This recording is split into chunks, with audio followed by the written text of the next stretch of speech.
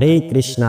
सभी का स्वागत है। भगवत गीता का सुंदर पाठ आप श्रवण कर रहे हैं। स्वयं श्री कृष्ण के द्वारा ये ज्ञान दिया जा रहा है। 16वां अध्याय चल रहा है जिसका शीर्षक है दैवी तथा आसुरी स्वभाव।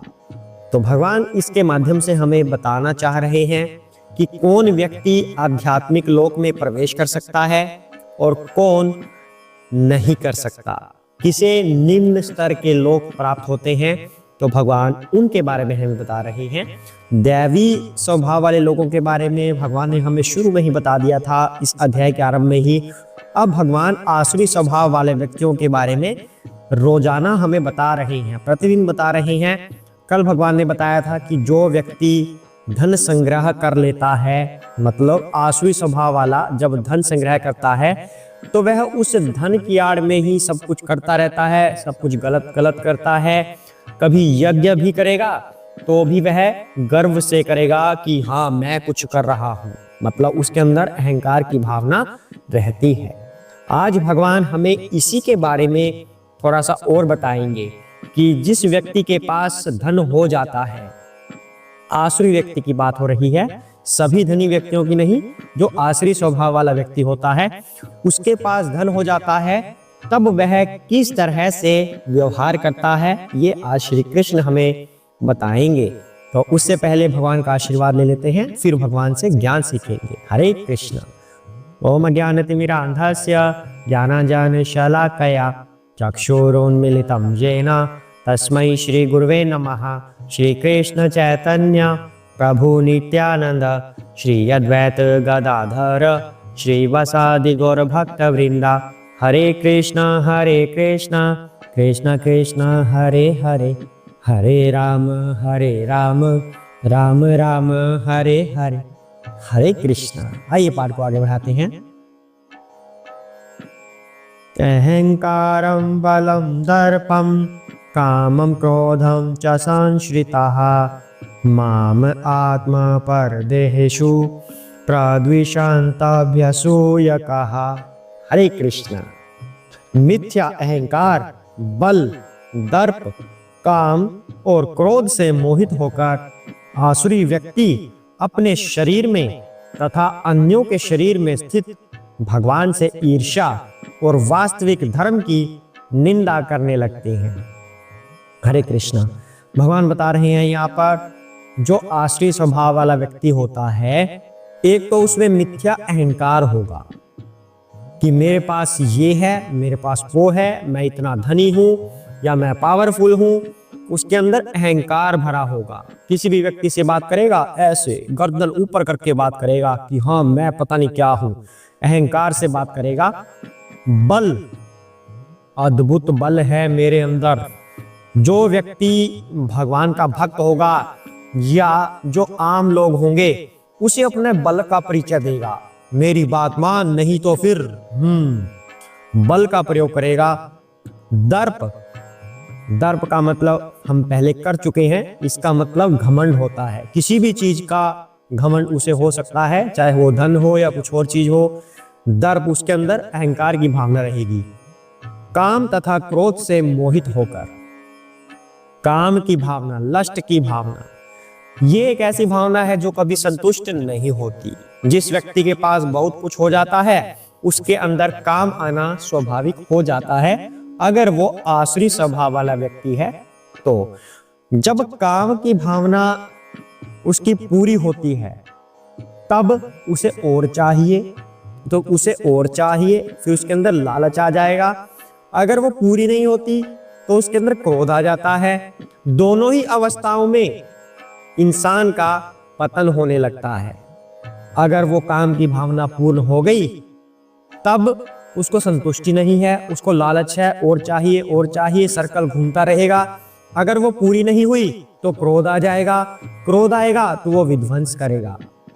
तो आसुरी स्वभाव के अंदर ये वाली चीजें होती हैं और इनसे मोहित होकर व्यक्ति स्वयं के अंदर जो भगवान है और दूसरे व्यक्तियों के अंदर जो भगवान है, ये लोग उस भगवान से ईर्ष्या करते हैं। ये कभी भगवान को मानते ही नहीं। इन्हें लगता है कि मेरे पास इतना धन है, मेरे पास इतनी पावर है, इतनी ताकत है, मैं इस पावर का प्रयोग करके कुछ भी कर सकता हूँ, किसी से कुछ भी मनवा सकता हूँ, जो चाहे मेरा मन मैं वो करूंगा। कौन कानून मुझे रोकने वाला है? कानून तो मेरी मुट्ठी में है, मेरा उससे सेटिंग है, मैं उस मंत्री को जानता हूँ। इस तरह से सोचने लगता है आसुरी स्वभाव वाला। वो ये नहीं जानता कि जो धन तुमने आज प्राप्त किया हुआ है वो तुम्हारे पूर्व जन्मों के अच्छे कार्यों की वजह से था, लेकिन जो तुम आज कार्य करोगे वो तुम्हारे आने वाले जीवन की रूपरेखा तैयार कर रहा है। अगर आज तुम अच्छे से जी रहे हो, इसका मतलब है पुराने पुण्यों की वजह से जी रहे हो। और अगर उन अच्छाइयों को, उन अच्छे फलों का आप गलत प्रयोग करोगे तो आने वाले जीवन के लिए आप समस्याएं खड़ी कर लोगे, चाहे वो इस जन्म में हो या किसी अगले जन्म में हो। जब हम कहते हैं कि हमारे पास ये समस्या है, हम बीमार रहते हैं या कुछ और समस्या, या हम गरीब हैं, तो उसके पीछे कारण होता है हमारे पूर्व जन्मों के पाप कर्म। इसी तरह जिनके पास आज सब कुछ है और वो उनका प्रयोग गलत चीजों के लिए कर रहे हैं, मतलब वो पाप कर्म कर रहे हैं, आने वाले जन्मों में उन्हें यही भुगतना पड़ता है कि कहीं वो गरीब पैदा हो गए या कहीं बीमार पैदा हो गए या कुछ और समस्या। इस तरह की समस्याओं से व्यक्ति जकड़ा रहता है। तो इन आसुरी स्वभाव वाले व्यक्तियों को ये बात पता ही नहीं होती कि जो वो गलत प्रयोग आज कर रहे हैं उनके पूर्व जन्मों के कुछ पुण्यों के फल का, तो वो अपने आने वाले जन्मों के लिए समस्याएं खड़ी कर रहे हैं। ऐसा भगवान बता रहे हैं। ये लोग भगवान से ईर्ष्या करते हैं, चाहे वो हमारे अंदर स्थित हो या किसी और के अंदर स्थित हो, भगवान तो सभी में स्थित है। तो ये भगवान से भी ईर्ष्या करते हैं, भगवान के भक्तों से भी ईर्ष्या करते हैं। इसका एक उदाहरण भी है। एक बार प्रभु जी सफर कर रहे थे कहीं पर, तो एक फीमेल, एक लड़की, एक स्त्री बोली उनको कि आप वही हैं ना, हरे कृष्णा वाले, इस्कॉन वाले। प्रभु जी कहते हैं हाँ हम वही हैं, मैं जानती हूँ आप लोगों को। हाँ जी माता जी बताइए कैसे जानते हो? मैं आपको जानती हूँ, आप वही हो जो बड़ी बड़ी गाड़ियों में घूमते हो और सबको प्रवचन देते हो, खुद दूसरी बड़ी बड़ी गाड़ियों में घूमते हो। प्रभु जी कहते कि हम तो हाँ ठीक है बड़ी गाड़ियों में घूम रहे हैं, ये मेट्रो है, ये रेल है, गवर्नमेंट साधन है, ये हम इसमें घूम रहे हैं, बहुत बड़ी गाड़ी है और हम आपको लिफ्ट भी दे रहे हैं, मतलब हम इसमें सफर कर रहे थे और अब आप आए हैं। तो बस जो वो लड़की थी, नहीं नहीं मैं जानती हूँ तुम ये हो, तुम वो हो, मैं अच्छी तरह जानती हूँ। तो मतलब क्या हुआ? भगवान से भी ईर्ष्या, भगवान के भक्तों से भी ईर्ष्या, धर्म की निंदा। उन्हें लगता है कि जो हम कर रहे हैं वही सही है, जो हमें समझा रहे हैं भगवान के बारे में वो सब गलत है। तो उनका स्वभाव भगवान कहते हैं आसुरी स्वभाव है और उनको उच्चतर लोकों की प्राप्ति नहीं होती। उनको या पृथ्वी पर रहना पड़ता है या इससे नीचे के लोकों में जाना पड़ता है। आगे भगवान कहते हैं तानहं विशतः क्रूरान् संसारेषु नराधमान् क्षिपामि अजस्रम् अशुभान् आसुरीषु एव योनिषु। हरे कृष्ण। जो लोग ईर्ष्यालु तथा क्रूर हैं और नराधम हैं, उन्हें मैं निरंतर विभिन्न आसुरी योनियों में भवसागर में डालता रहता हूँ। हरे कृष्णा। तो जो लोग ईर्ष्यालु हैं और क्रूर हैं, अब एक चीज देखी जाती है कि जो ईर्ष्या करता है, किसी से भी ईर्ष्या करने लगता है, उस ईर्ष्या की वजह से वो क्रूर बन जाता है, क्रूरटी आ जाती है अगर कोई किसी से ईर्ष्या करता है। आप टीवी में भी देखते होंगे, सीरियल आते हैं सास बहू वाले, तो उसमें कोई ना कोई किसी से नफरत करती है, ईर्ष्या करती रहती है, उसने ऐसा कैसे कर लिया, उसने वैसे कैसे प्राप्त कर लिया, तो उसके खिलाफ कुछ ना कुछ षड्यंत्र रचा जाता है। टीवी में भी देखते हैं और आम जीवन में भी होता है। ईर्ष्या करने की वजह से वो इस हद तक पहुंच जाते हैं कि सामने वाले को नुकसान भी पहुंचा देते हैं। वो नुकसान किसी भी सीमा तक होता है, जितनी सीमा ईर्ष्या की होगी उतनी ही सीमा का नुकसान होगा। तो ईर्ष्या की वजह से क्रूरता भी आती है। आसुरी स्वभाव वाले के अंदर ईर्ष्या आना स्वाभाविक है। तो हमें भगवान ये क्यों बता रहे हैं? हमें ये इसलिए बता रहे हैं ताकि हम ईर्ष्या से बच सके। हमें किसी से ईर्ष्या नहीं करनी। वो बंदा वो इतना ऊपर कैसे चढ़ गया, वो मैं जानता हूं उसको, वो कुछ भी नहीं था, वो तो बिल्कुल ऐसे ही था, अब देखो क्या क्या उसने प्राप्त कर लिया है। अपने आप में ज्यादा शान बनता है, ये बनता है, वो बनता है। ईर्ष्या, इसे कहते हैं ईर्ष्या। और जब ऐसी ईर्ष्या पैदा होती है तब षड्यंत्र रचे जाते हैं, उसे नीचे गिराना है, वो कैसे ऊपर चला गया। तो हमें इस ईर्ष्या से बचना है। भगवान कहते हैं वह नराधम है। नराधम, अब नराधम का क्या मतलब यहां पर बन रहा है?